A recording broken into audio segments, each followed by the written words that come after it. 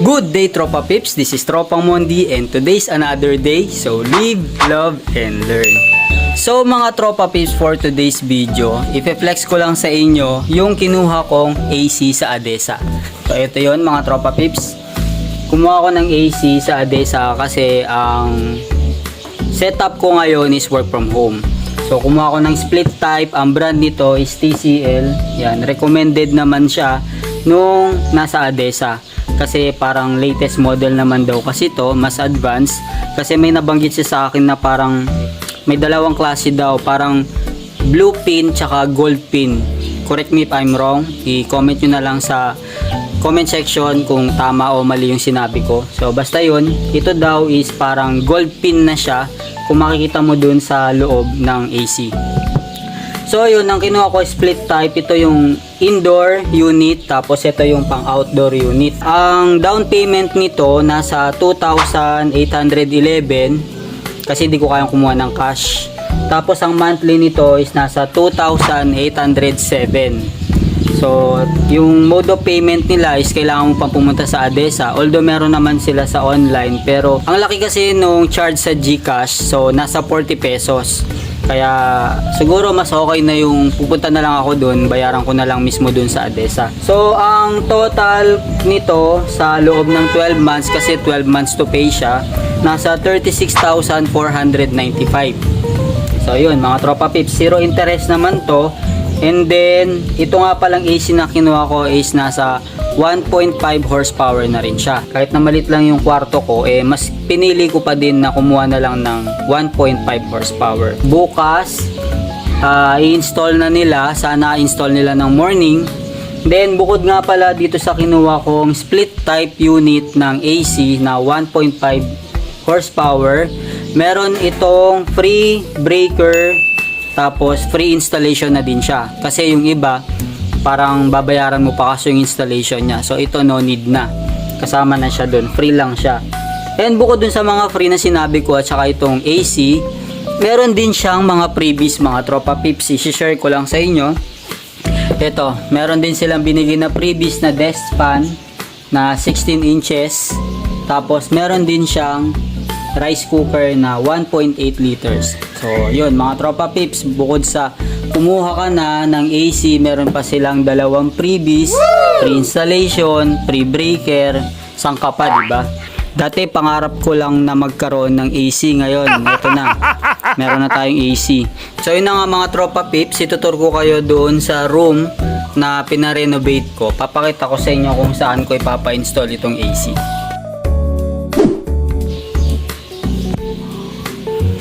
Ito yung room ko mga Tropa Pips, pinarenovate ko yan. Pinaayos ko na din yung pinto kasi dati hindi siya ganyan. So ayan. Ito yung room ko kung saan ko ipapalagay yung AC. Ito kasi yung setup ko mga Tropa Pips. Dahil work from home tayo, medyo mainit. Yan, pinalagyan ko na rin siya ng kisame. Dati walang kisame yan. Tapos pinaayos ko na din yung pader. Yan, may blinds na din siya. Tapos dito ko ipapalagay yung AC. Pinaabang ko na din pala yung kable na gagamitin nila para dun sa AC. So ayan, ito yung setup ng room. Yan. So yun lang mga Tropa Pips, hintayin natin bukas na ma-install. Sana umaga nila i-install. So dito ko ipapalagay. Dito ngayon, dumating na yung mga mag-i-install ng unit AC. Yan. So i-unbox na natin siya. Ako na yung mag-unbox. Papa-install na natin siya ngayon. Naayos na yung mga gamit. Ito nga pala yung yung unit na pang indoor, yung ilalagay sa loob ng kwarto. Tapos ito yung pang outdoor, mga Tropa Pips. Unboxing na natin.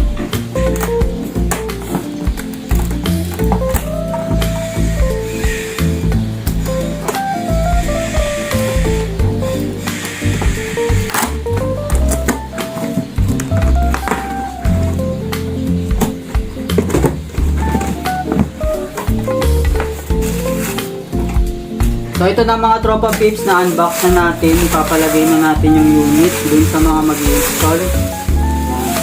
Laki pala siya. So, hindi ko nilalabas sa box, sila nila maglalabas. Tapos, check na lang natin kung paano nila i-install.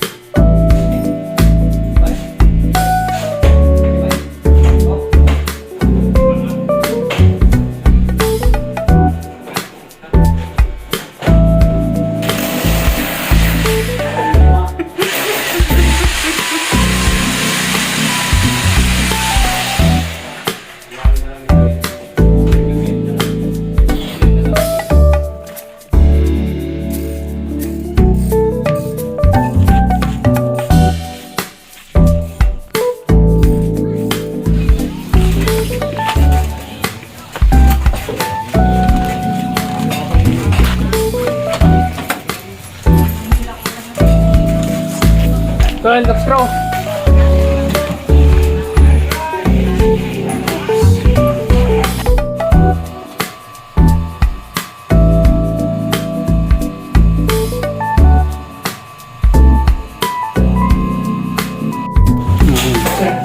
Nalinis pa.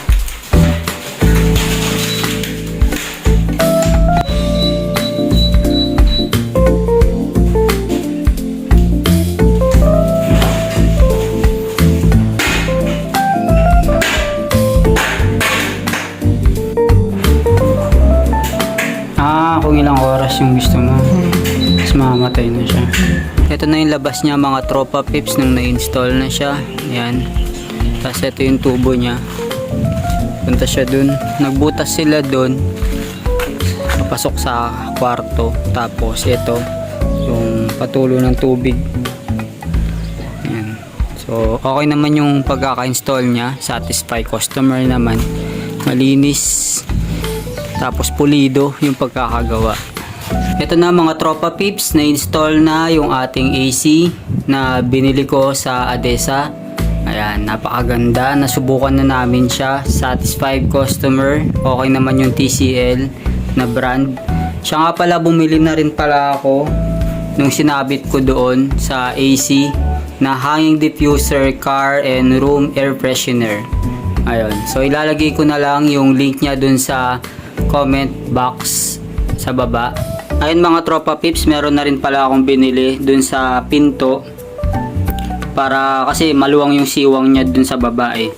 So yan nga pala yung rubber seal strip silicone door draft dust wind. Yan. So ilalagay ko na lang din yung link niya doon sa baba.